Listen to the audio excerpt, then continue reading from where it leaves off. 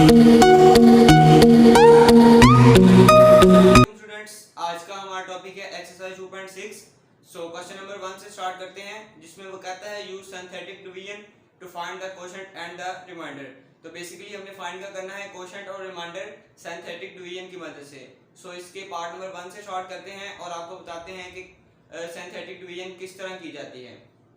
तो students, part number 1 में है मेरे पास x square plus 7x minus 1 divided by x plus 1। इसमें स्टूडेंट्स आपने सिंपली करना क्या है, सबसे पहले इस इक्वेशन को आपने p ऑफ x के इक्विवेलेंट कर लेना है।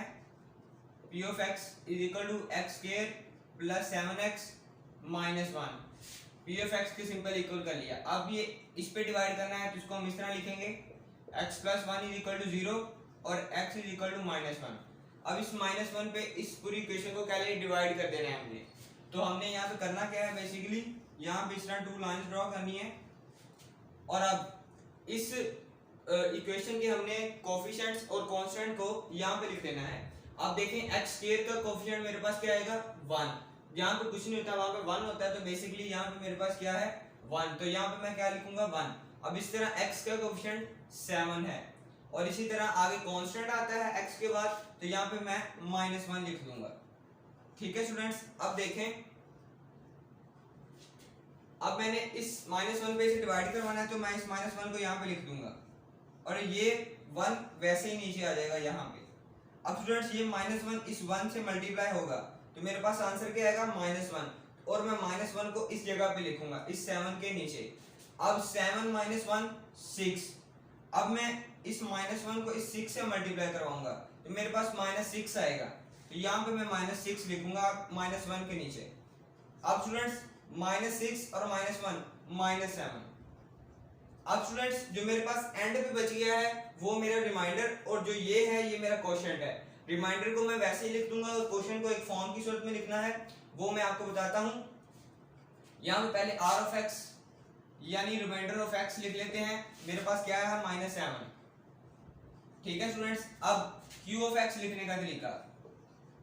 q ऑफ x स्टूडेंट्स, सबसे पहले तो आपने इधर से शुरू होना है और इसे c का नाम देना है, इसे b का, और अगर इससे पहले भी कोई नंबर होता तो हम उसे a का नाम देते। ये क्यों देना है मैं आपको बताता हूँ। सबसे पहले तो आपने स्टूडेंट q ऑफ x में ये क्वाड्रेटिक इक्वेशन लिखनी है, ax square plus bx plus c is equal to 0। ठीक हो गया स्टूडेंट्स। अब ये देखिए, यहाँ पे c है, यहाँ पे c है, यहाँ पे b, यहाँ पे b, a यहाँ पे है लेकिन यहाँ पे नहीं है। अगर होता तो उसकी जगह हम यहाँ पे वैल्यू पुट कर देते, और अब हमने इन वैल्यूज को यहाँ पे पुट करना है। तो c की वैल्यू 6, तो यहाँ पे 6 प्लस x, b की वैल्यू मेरे पास 1, तो ये यहाँ पे मैं 1 पुट करूंगा, प्लस x स्क्वायर, a की वैल्यू मेरे पास नहीं है तो मैं 0 पुट कर दूंगा, इज इक्वल टू 0। अब 0x स्क्वायर यानी ये तो 0 ही हो जाएगा, पीछे मेरे पास क्या रह गया x, 1 मल्टीप्लाई बाय x, तो x आ जाएगा प्लस 6 इज इक्वल टू 0। तो स्टूडेंट्स, ये मेरा क्वोशिएंट आ गया है। ठीक है स्टूडेंट्स, इसी तरह ये हमारा पार्ट नंबर 1 कंप्लीट हो गया है, क्योंकि मैंने r ऑफ x और q ऑफ x निकाल लिया है। अब हम करते हैं इसका पार्ट नंबर 2, जिसमें सिंपल जैसे पीछे किया है। सबसे पहले इस इक्वेशन को p ऑफ x के इक्वल रखना है। p of x is equal to x cube minus 5x और प्लस 15। अब स्टूडेंट्स, यहाँ पे मैंने क्या करना है, इस x plus 3 is equal to 0 और x इज इक्वल टू -3। अब स्टूडेंट, जैसे पीछे सिंथेटिक डिवीजन की थी, यहाँ पे भी वैसे ही करनी है। यहाँ पे 2 लाइंस लगानी है आपने। अब स्टूडेंट्स, इस इक्वेशन के कोफिशिएंट्स को लिखेंगे। सबसे पहले मेरे पास x क्यूब का कोफिशिएंट 4 आएगा। अब स्टूडेंट्स, असूलन हमारे पास x क्यूब के बाद x स्क्वायर होना चाहिए था, लेकिन यहाँ पे मेरे पास x है, तो उस x स्क्वायर की जगह मैं क्या लगाऊंगा 0। अब स्टूडेंट्स, x स्क्वायर के बाद x की पावर 1 यानी x, तो अब x का कोफिशिएंट मेरे पास -5। अब x के बाद कांस्टेंट यानी मेरे पास क्या है जी 15। अब देखें स्टूडेंट्स, इस -3 पे डिवाइड करवाना है, ये 4 वैसे ही नीचे आ जाएगा। अब ये -3 4 से मल्टीप्लाई होगा, तो 3 4 12 और माइनस का आ जाएगा, ये अगेन -12 नीचे आ जाएगा। अब ये -3 -12 से मल्टीप्लाई होगा, -3 मल्टीप्लाई बाय 12 तो यहाँ पे मेरे पास आ जाएगा 36। ठीक है स्टूडेंट्स, प्लस का 36, क्योंकि माइनस माइनस प्लस हो जाएंगे। अब स्टूडेंट्स 36 माइनस 5, तो यहाँ पे मेरे पास 31 रह जाएगा। अब -3 मल्टीप्लाई बाय 31, तो यहाँ पे मेरे पास आ जाएगा 93 माइनस का, क्योंकि 31 जब -3 से मल्टीप्लाई होगा तो मेरे पास -93 आ जाएगा। ठीक है स्टूडेंट्स, अब स्टूडेंट्स 93 माइनस 15, तो यहाँ पे मैं छोटा सा करके लिख लेता हूँ। 8 13 में 5 गए 8 और 8 में 7 गए 7। ठीक हो गया स्टूडेंट्स, तो मेरा आंसर आ गया जी -78। तो स्टूडेंट्स जैसा कि मैंने आपको बताया था कि जो मेरे पास एंड पे होता है वो मेरा r ऑफ x होता है, तो यहाँ पे मैं क्या लिख सकता हूँ, अब r of x is equal to -78। और मेरा q ऑफ x किस तरह आएगा स्टूडेंट्स, सबसे पहले यहाँ पे q ऑफ x और यहाँ पे क्वाड्रेटिक इक्वेशन लिख लेनी है, ax² plus bx plus c। ठीक हो गया स्टूडेंट्स। अब जैसे कि मैंने आपको बताया था, आप इधर से शुरू होना है और इसे c का नाम दे देना है, इसे b का और इसे a का। अब c की जगह c की वैल्यू, b की जगह b की वैल्यू और a की जगह a की वैल्यू हमने पुट कर देनी है।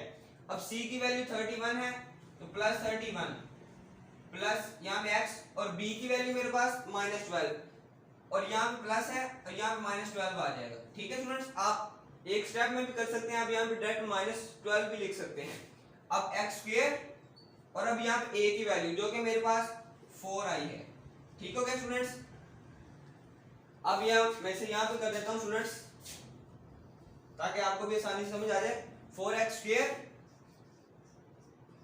और स्टूडेंट्स अब मेरे पास है जी माइनस प्लस -12x और प्लस 31, ये q ऑफ x है। ठीक है स्टूडेंट्स, मैंने q ऑफ x निकाल लिया, मैंने r ऑफ x भी निकाल लिया। तो स्टूडेंट्स मेरा ये क्वेश्चन जो है 1 का पार्ट नंबर 2 भी हो गया है। अब हम इसका पार्ट नंबर 3 और इसका जो है वो लास्ट पार्ट है वो भी हम कर लेते हैं। यहीं पे मैं यहाँ से रेज कर देता हूँ स्टूडेंट्स ताकि हम पार्ट 3 कर सकें। ठीक है स्टूडेंट्स, वो भी सेम इसी तरह है जैसे ये किए हैं वैसे ही वो भी करना है हमने। तो यहाँ पे मैं लिख देता हूँ उसकी वैल्यू है मेरे पास x³ plus x² minus 3x plus 2 और डिवाइड में है जी मेरे पास x माइनस 2। ठीक हो गया स्टूडेंट्स, ये मेरा तीसरा पार्ट है क्वेश्चन नंबर 1 का। अब मैं क्या करूंगा, सबसे पहले इसे p ऑफ x के इक्वल रखूंगा। p of x is equal to मेरे पास x³ plus x² minus 3x plus 2। अब स्टूडेंट x माइनस 2 पे डिवाइड करना है मैंने, इज इक्वल टू 0 और x इज इक्वल टू 2। अब जैसे पीछे sin 30 डिवीजन की थी वैसे ही करेंगे। इस इक्वेशन के कोफिशिएंट्स को लिखेंगे। सबसे पहले x³ का कोफिशिएंट 1, x² का कोफिशिएंट 1, क्योंकि जहां पे कुछ नहीं होता वहां पे 1 कैले होता है तो इसलिए 1 लिखा है। अब x² के बाद x तो -3 और अब एंड पे कांस्टेंट और 2 आ जाएगा। अब डिवाइड किस पे करवाना है, 2 पे, तो ये मेरा यहाँ पे आ जाएगा। अब 1 बेसिकली वैसे ही हम नीचे उतार लेंगे। ठीक हो गया स्टूडेंट्स, ये 1 मेरा नीचे आ गया। अब ये 2 इस 1 से मल्टीप्लाई होगा तो 2 1 जार 2, 2 प्लस 1 3। अब ये 2 इस 3 से मल्टीप्लाई होगा तो 2 3 जार 6, 6 माइनस 3 3। अब स्टूडेंट्स यही 2 मेरे पास इस 3 से मल्टीप्लाई होगा तो मेरे पास आंसर क्या आएगा 6 अगेन। तो यहाँ पे 6 और यहाँ पे हो जाएगा मेरे पास 8। अब स्टूडेंट्स यहाँ पे मेरे पास r ऑफ x क्या आएगा, एंड वाला r of x is equal to 8। एक r ऑफ x निकालना था, एक q ऑफ x निकालना था, तो यहाँ पे हम q ऑफ x निकालते हैं। अब यहाँ पे ले लेते हैं स्टूडेंट्स इसका q of x। q of x सबसे पहले जैसे कि मैंने आपको बताया है इस क्वाड्रेटिक इक्वेशन लिख लेनी है आपने, प्लस bx प्लस c। अब स्टूडेंट्स इसको c, इसको b और इसको a, c की जगह c, b की जगह b की वैल्यू और a की जगह a की वैल्यू पुट करनी है। c की वैल्यू मेरे पास 3 है, प्लस b की वैल्यू मेरे पास 3 है, प्लस x² और a की वैल्यू मेरे पास क्या है जी 1। तो 1x² यानी x² प्लस 3x प्लस 3। ठीक हो गया स्टूडेंट्स, ये मेरे पास क्या आ गया जी, क्वोशिएंट आ गया है। एक रिमाइंडर और एक क्वोशिएंट, दो चीजें ही निकालनी थी तो हमने वो निकाल ली हैं। तो इस तरह हमारा क्वेश्चन 1 कंप्लीट हो गया है। अब हम इसका करते हैं क्वेश्चन नंबर 2। तो स्टूडेंट्स अब है मेरे पास क्वेश्चन नंबर 2, जिसमें वो कहता है use synthetic division to find the value of h। पीछे हमने सिंपल सिंथेटिक डिवीजन की थी और यहाँ पे हमने सिंथेटिक डिवीजन ही करनी है, लेकिन h की वैल्यू फाइंड करनी है। तो पार्ट नंबर 1 से स्टार्ट करते हैं, जिसमें वो कहता है 3 is the zero of this polynomial. तो सिंपल हमने जैसे पीछे सिंथेटिक डिवीजन की थी वैसे यहाँ पे करनी है। तो मैं क्या करूंगा, सबसे पहले ये वाली 2 लाइन लगाऊंगा। अब इस जो मेरे पास इक्वेशन है इसके कोएफिशिएंट्स और कांस्टेंट्स लिखूंगा। x³ का कोएफिशिएंट मेरे पास 2 है और उसके बाद x² उसका कोएफिशिएंट मेरे पास -3h है। x² के बाद x आना चाहिए, लेकिन हमारे पास x नहीं है तो यहाँ पे मैं 0 पुट करूंगा। और इसी तरह स्टूडेंट्स x के बाद कांस्टेंट आता है, तो यहाँ पे मेरे पास कांस्टेंट है जो कि 9 है। अब मैंने इस 3 को यहाँ पे लिखना है और इस 2 को नीचे ले आना है। अब ये 3 इस 2 से मल्टीप्लाई होगा तो मेरे पास 6।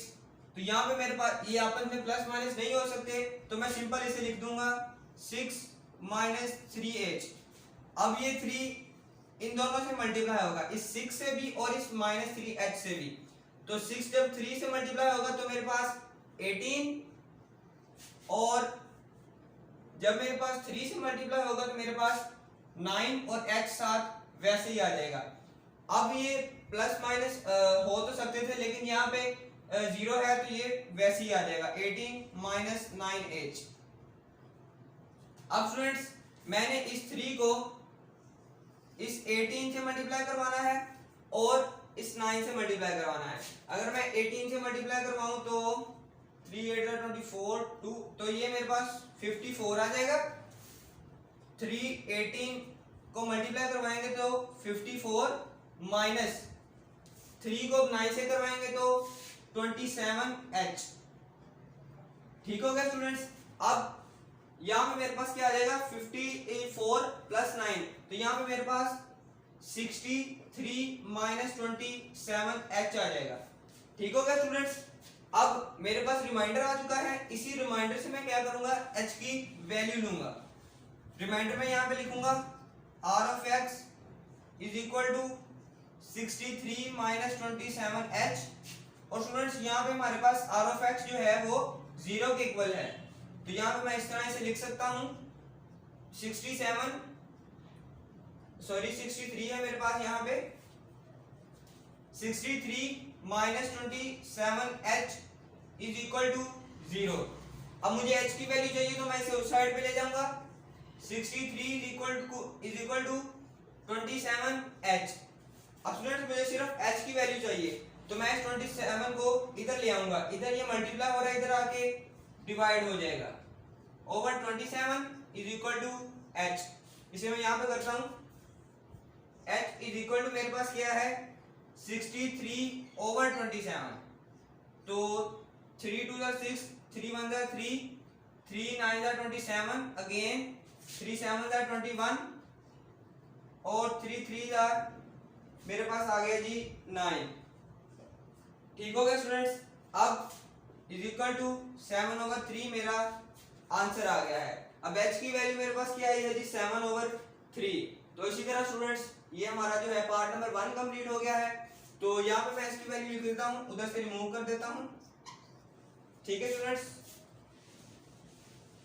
ताकि हमें क्वेश्चन करने में आसानी हो। तो स्टूडेंट्स अब दूसरे पार्ट की तरफ आते हैं, जिसमें अगेन जैसे पहले किया है वैसे ही करना है। x³ का कोएफिशिएंट 1, x² का कोएफिशिएंट मेरे पास -2h। x² के बाद x आना चाहिए, लेकिन x नहीं है, तो यहाँ पे मैं 0 पुट करूंगा। x के बाद कांस्टेंट, तो मेरे पास 11 कांस्टेंट है। ठीक हो गया स्टूडेंट्स। अब 1 is the zero of this polynomial, तो ये 1 यहाँ पे आ जाएगा। अब स्टूडेंट्स ये जो ऊपर वाली वैल्यू होती है ये हमारे पास नीचे आ जाती है, तो ये वैसे ही नीचे आ गई। 1 को 1 से मल्टीप्लाई किया तो 1, आपस में प्लस माइनस नहीं हो सकते, तो 1 - 2h। अब ये 1 इस 2h से मल्टीप्लाई होगा तो वैसे ही अगेन आ जाएगा वही आंसर, क्योंकि 1 जिससे भी मल्टीप्लाई होता है तो आंसर वही आ जाता है। अब 1 माइनस 2h वैसे ही आ जाएगा। अब स्टूडेंट्स ये 1 इस 1 माइनस 2h से मल्टीप्लाई होगा, तो 1 को 1 से किया तो 1 और माइनस 2h अगेन वैसे ही आ जाएगा। ठीक हो गया स्टूडेंट्स। अब देखें यहाँ पे आप, तो 11 प्लस 1 मेरे पास क्या हो जाएगा, 12 माइनस 2h। अब मेरे पास r ऑफ x है, इसी r ऑफ x से वैल्यू लेनी है हमने, तो r of x is equal to 12 minus 2h। ठीक हो गया स्टूडेंट्स। अब हमें पता है कि r ऑफ x 0 के इक्वल है यहाँ पे, तो मैं क्या करूंगा, 12 minus 2h is equal to 0 और 12 इज इक्वल टू 2h मेरे पास आ गया। अब ये 2 इधर आ जाएगा, 12 over 2 is equal to h। 2 6 मेरे पास 12 होता है, तो h इज इक्वल टू मेरे पास 6 आ गया है। ठीक हो गया students, h is equal to मेरे पास 6 आ गया है। इस तरह स्टूडेंट्स हमारे ये 2 पार्ट कंप्लीट हो गए हैं। अब हम इसका तीसरा पार्ट करते हैं, तो इसका हम पार्ट नंबर 3 करते हैं स्टूडेंट्स। यहाँ पे पार्ट नंबर 3 में लिखता हूँ आपके लिए। तो पार्ट नंबर 3 है मेरे पास,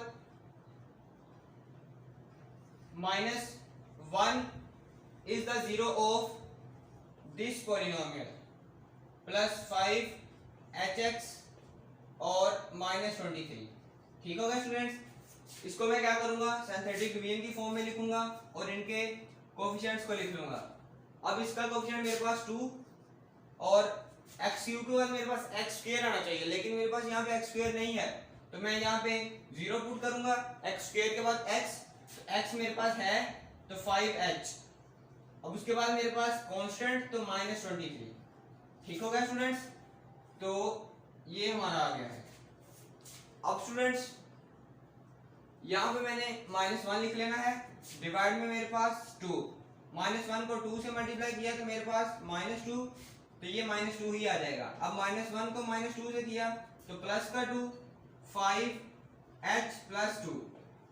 ठीक हो गया स्टूडेंट्स।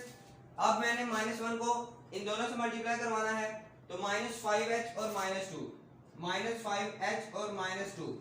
ठीक हो गया स्टूडेंट्स। तो यहाँ पे मेरे पास आ जाएगा -5h और -25, ये मेरा रिमाइंडर आ जाएगा। r ऑफ x को मैं यहाँ पे लिखता हूँ, अब r of x is equal to -5h और -25। ठीक हो गया स्टूडेंट्स। अब जैसा कि हम जानते हैं कि यहाँ पे r ऑफ x 0 के इक्वल है, तो -5h -25 इज इक्वल टू 0 और यहाँ पे -5h इज इक्वल टू 25। अब मुझे h की वैल्यू चाहिए, तो मैं -5 उधर ले जाऊंगा। ठीक हो गया students, h is equal to 25 over -5, 5 5 are 25, तो h इज इक्वल मेरे पास -5 आ जाएगा। ठीक हो गया स्टूडेंट्स, तो h इज इक्वल टू -5 मेरा आंसर आ गया है। इसी के साथ मेरा क्वेश्चन नंबर 2 कंप्लीट हो गया है, और अब हम करते हैं इसका क्वेश्चन नंबर 3। अब है मेरे पास क्वेश्चन नंबर 3, जिसमें वो कहता है use synthetic division to find the value of L and M। यानी पीछे हमने h की वैल्यू फाइंड की थी और अब हमने L और M की फाइंड करनी है। पीछे हमने एक वैल्यू फाइंड की थी, अब हमने 2 वैल्यूज फाइंड करनी है। सिंपल जैसे पीछे किया था वैसे ही है, लेकिन इसमें पहले हमने एक स्टेप किया था, अब हमने 2 स्टेप्स करने हैं। तो पार्ट नंबर 1 से करते हैं, जिसमें वो कहता है x + 3 and x - 2 are the factors of this polynomial. यानी अब हमने पहले एक बार डिवाइड करते थे, अब हमने 2 बार डिवाइड करना है। ठीक हो गया स्टूडेंट्स। अब पहले मैं यहाँ पे क्या लिखूंगा, put x - 2 is equal to 0 is equal to 2।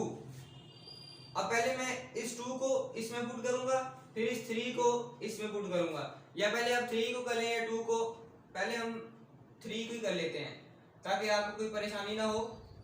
तो इज इक्वल टू मेरे पास किसके आ जाएगा, -3 के। अब मैं इसे सिंथेटिक डिवीजन वाले मेथड से करूंगा इस इक्वेशन को। तो x क्यूब का कोएफिशिएंट मेरे पास 1, 4 का कोएफिशिएंट मेरे पास, सॉरी x स्क्वायर का कोएफिशिएंट 4, उसके बाद x का कोएफिशिएंट मेरे पास 2l और कांस्टेंट मेरे पास m आ गया है। ठीक हो गया स्टूडेंट्स, 2lx, सॉरी 2l आएगा। ठीक हो गया स्टूडेंट्स, ये मेरे पास L है। अब मैंने इस -3 को यहाँ पे लिखना है और इस 1 पे डिवाइड करवा देना है। तो -3 को 1 से करेंगे तो -3 4 -3 1, और अब -3 को इस 1 से -3 को 1 से किया तो मेरे पास -3 आ गया, 2L -3। अब इन दोनों को इससे मल्टीप्लाई करवाना है तो मेरे पास आंसर क्या आएगा, -6L और माइनस माइनस प्लस 9 हो जाएगा। ठीक हो गया स्टूडेंट्स। अब m -6L + 9 ये मेरा r ऑफ x है, तो इसको मैं यहां पे लिख देता हूं, r of x = m -6L + 9। ठीक हो गया स्टूडेंट्स। अब यहाँ पे मेरे पास r ऑफ x 0 के इक्वल होता है, तो मैं यहाँ पे क्या लिख दूंगा, m -6L + 9 = 0। और स्टूडेंट्स ये मेरे पास इक्वेशन क्या है, 1 बन गई है। अब मैंने क्या करना है, इस x + 3 को किया था, अब मैंने x - 2 को करना है।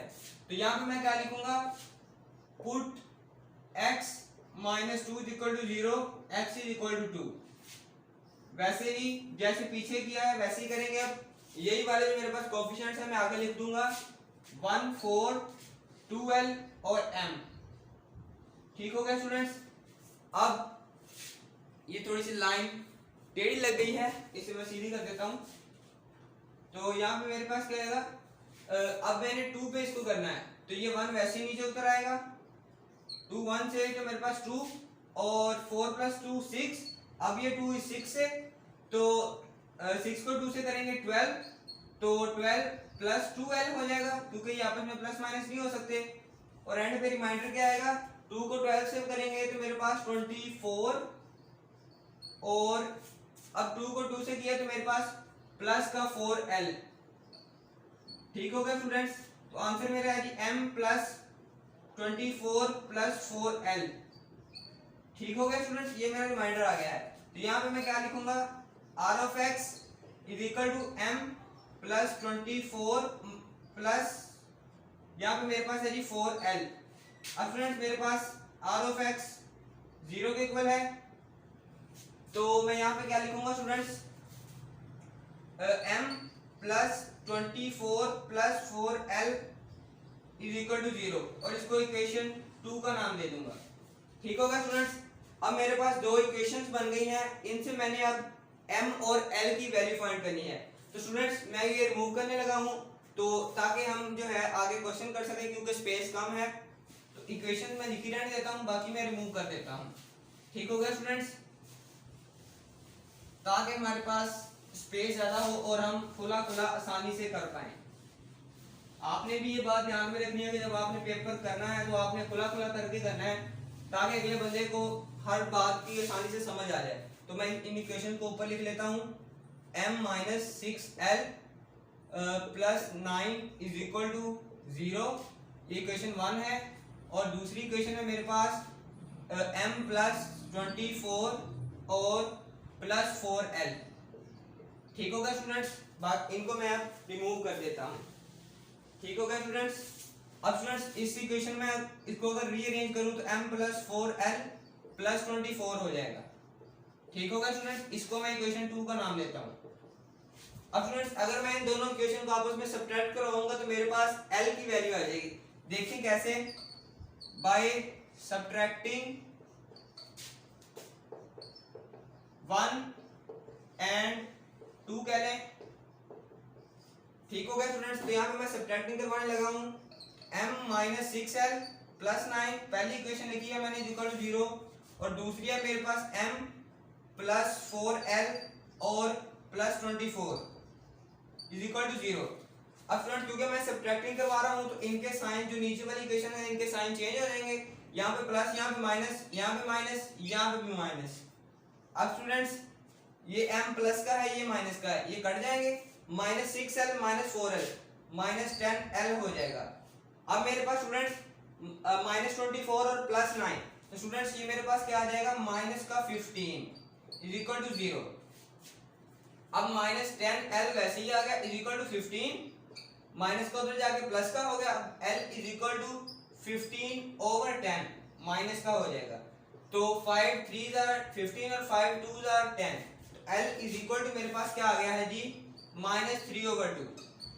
अब मेरे पास L की वैल्यू आ गई है। अब मैं इससे M की वैल्यू फाइंड कर सकता हूं। तो स्टूडेंट्स फाइंड करते हैं इससे M की वैल्यू। तो यहां पे मैं क्या लिखूंगा, by putting L is equal to -3/2। अब स्टूडेंट्स आप इस L -3/2 को या इक्वेशन 1 में पुट कर दें या इक्वेशन 2 में पुट कर दें, जिसमें आपका दिल करे आप उसमें ये इक्वेशन को आप पुट कर सकते हैं। तो स्टूडेंट्स मैं करता हूं इसे इक्वेशन 2 में पुट इन 2। ठीक हो गया स्टूडेंट्स। तो मैं इसको 2 में करता हूं पुट। तो मेरे पास इक्वेशन 2 क्या है, m + 4l + 24, m + 4l + 24 is equal to 0। अब मेरे पास स्टूडेंट्स m प्लस l की वैल्यू पुट करूंगा मैं। l की value -3/2 plus 24 is equal to 0।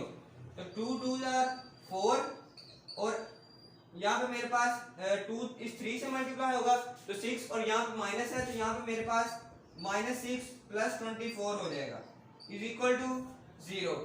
अब स्टूडेंट्स -6 + 24 मेरे पास क्या हो जाएगा, प्लस का 18 इज इक्वल टू 0। तो m इज इक्वल टू -18। ठीक है स्टूडेंट। तो ये मेरी m की वैल्यू आ गई है और ये मेरी l की वैल्यू आ गई है। तो स्टूडेंट्स मेरा जो है वो पार्ट नंबर 1 कंप्लीट हो गया है, क्योंकि मैंने m की भी वैल्यू ले ली है और l की भी वैल्यू ले ली है। तो स्टूडेंट्स अब हम इसका करते हैं पार्ट नंबर 2। तो स्टूडेंट्स अब है मेरे पास part number 2 of question number 3। तो जैसे पीछे क्वेश्चन किया था वैसे ही इसमें भी हमने L और M की वैल्यू ही फाइंड करनी है। तो सबसे पहले मैं क्या करूंगा, x - 1 को करूंगा इसकी सिंथेटिक डिवीजन पे, फिर x + 1 को करूंगा। ठीक है। तो यहाँ पे मैं लिखूंगा by put x - 1 is equal to 0, x is equal to 1। ठीक हो गया स्टूडेंट्स। अब मैंने क्या करनी है, इसकी सिंथेटिक डिवीजन, यहाँ पे लाइन ड्रॉ की मैंने, इसके कोएफिशिएंट लिखूंगा। x³ का कोएफिशिएंट मेरे पास 1, x² का कोएफिशिएंट मेरे पास -3l और x का कोएफिशिएंट मेरे पास 2m और 6 मेरे पास कांस्टेंट आ गया। ठीक हो गया स्टूडेंट्स। अब मैंने 1 पे करना है तो मैं 1 को यहाँ पे लिखूंगा और ये 1 अब नीचे आ जाएगा। अब ये 1 इस 1 से मल्टीप्लाई होगा तो मेरे पास आंसर क्या आएगा, 1 × 1 तो 1 आ जाएगा। अब 1 - 3l हो जाएगा। इस तरह स्टूडेंट्स अब ये 1 इससे होगा तो ये वैसे ही आ जाएगा 1 - 3l, क्योंकि जब इसने 1 से मल्टीप्लाई होना है तो आंसर इसका सेम यही आ जाना है। तो यहाँ पे मेरा आंसर क्या आएगा, 1 - 3l + 2m। अब मैंने इस 1 को इन तीनों से देना है, मल्टीप्लाई करवाना है। तो 1 1 1 और बाकी भी वैसे ही आ जाएगा -3l + 2m। ये मेरा रिमाइंडर है। 6 + 1 7 - 3l + 2m। ठीक हो गया स्टूडेंट्स। अब मैं रिमाइंडर लिखूंगा r of x 7 - 3l + 2m। जैसे कि हम जानते हैं कि हमारा r of x यहाँ पे 0 है, तो मैं क्या करूंगा, 7 - 3l + 2m को 0 के इक्वल लिख लूंगा और इसे इक्वेशन 1 का नाम दूंगा। ठीक है students.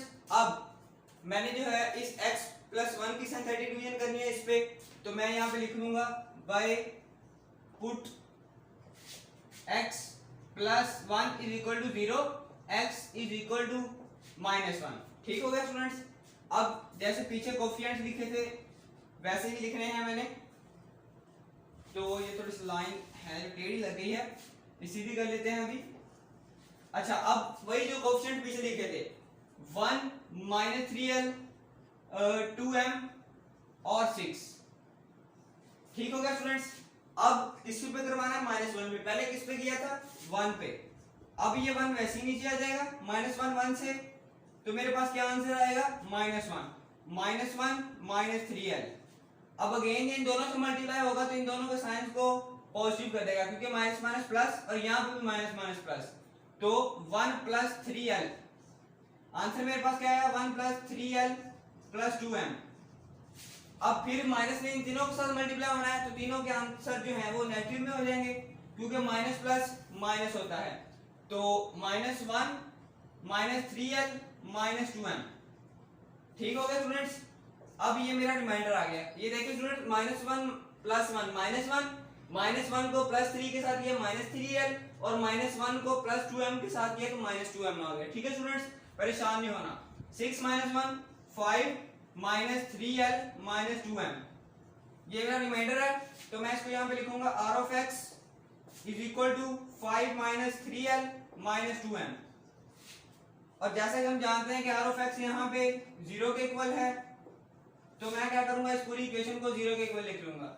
5 minus three L minus two M is equal to zero, इसे इक्वेशन 2 का नाम दे लूंगा। ठीक हो गया स्टूडेंट्स।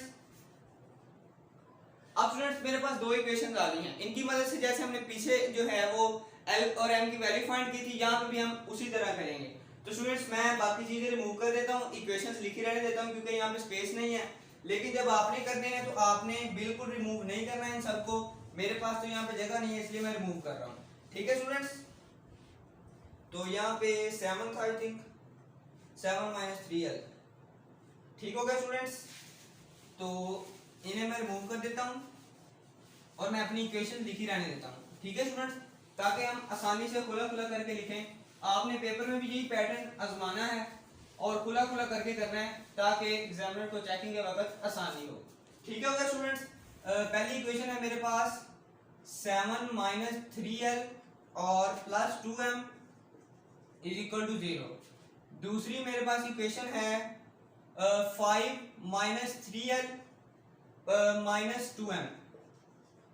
ठीक होगा स्टूडेंट्स, तो मैं इसे भी अब रिमूव कर देता हूं। तो अब स्टूडेंट्स यहाँ पे दोनों इक्वेशन को सब्ट्रैक्ट कर दें या ऐड कर दें। अगर आप सब्ट्रैक्ट करेंगे तो ये एल वाले दोनों कट जाएंगे, अगर आप ऐड करेंगे तो ये कट जाएंगे। अब आपकी मर्जी है सब्ट्रैक्ट करना है या ऐड करना है। अब मैं यहाँ पे जैसे पीछे हमने सब्ट्रैक्ट किया था तो हम यहाँ पे भी सब्ट्रैक्ट कर लेते हैं बाय सब्ट्रैक्टिंग 1 and 2 या 1 from 2 या 2 from 1, जैसे आप लिखिए। ठीक है स्टूडेंट्स, अब 7 minus three L plus two M is equal to zero. 5 minus three L minus two M is equal to zero. अब मैंने सब्ट्रैक्ट किया है तो मेरे क्या होंगे, साइन चेंज हो जाएंगे। तो यहाँ पे प्लस है, यहाँ पे माइनस, यहाँ पे प्लस और यहाँ पे भी अगेन प्लस हो जाएगा। अब स्टूडेंट्स ये माइनस थ्री एल ये प्लस थ्री एल ये कट गए, मेरे पास क्या रहेगा 7 माइनस 5, तो यहाँ पे मेरे पास 2 रह गया, प्लस का 2 आ जाएगा। अब स्टूडेंट 2 प्लस 2 4m हो जाएगा मेरे पास। ठीक होगा students, is equal to zero. अब students 2 plus 4m is equal to zero. मैंने किसकी वैल्यू निकाली है, 4m, मैंने m की वैल्यू निकाली है तो मैं इधर ही रहने देता हूँ और इस 2 को उधर ले जाता हूँ। 4m इज इक्वल टू, ये 2 इधर प्लस का है उधर जाके माइनस का हो गया। अब m is equal to minus 2, ये 4 इधर मल्टीप्लाई और इधर आके डिवाइड हो जाएगा क्योंकि हमें तो सिर्फ वैल्यू m की चाहिए। तो यहाँ पे मेरे पास आंसर क्या आएगा, -1/2। ठीक है स्टूडेंट्स, अब मेरे पास आंसर आ गया जी m का -1/2। अब मैंने इसको या इक्वेशन 1 में पुट कर देना है या इक्वेशन 2 में पुट कर देना है। ठीक है स्टूडेंट्स, तो यहाँ पे मैं पुट करता हूं by putting m is equal to -1/2 in जिस इक्वेशन में आप पुट करना चाह रहे हैं। अगर आपने 1 में करना है तो फिर भी ठीक है, 2 में करना है फिर भी ठीक है। तो मैं यहाँ पे 1 में करता हूँ। 1 है इक्वेशन मेरी 7 minus three L plus two M, 7 minus three L plus two M is equal to zero. अब मैंने m की जगह इसकी वैल्यू पुट कर देनी है, बाकी मैंने वैसे लिखा रहना है प्लस 2, m की वैल्यू मेरे पास -1/2 इज इक्वल टू जीरो। ये 2 से क्या स्टूडेंट्स 7 माइनस थ्री एल और ये माइनस प्लस माइनस का 1 is equal to zero. -1 plus 7 मेरे पास क्या हो जाएगा -3l और ये मेरे पास प्लस का 6 आ जाएगा is equal to zero. -3l ये प्लस 6 है उधर जाके माइनस का 6, l इज इक्वल टू -6 और -3 हो गया, 3 1 3 3 2 6, l इज इक्वल टू 2 आ गया क्योंकि माइनस से कट गया। तो स्टूडेंट्स l की वैल्यू आ गई, m की वैल्यू आ गई। इसी के साथ ये हमारा पार्ट कंप्लीट हो गया, इसके साथ हमारा क्वेश्चन भी कंप्लीट हो गया है। तो आज हम इतना ही करेंगे, अगली वीडियो में इंशाल्लाह हम इसके क्वेश्चन नंबर 4 और 5 करेंगे। तब तक के लिए इजाजत दीजिए। अल्लाह।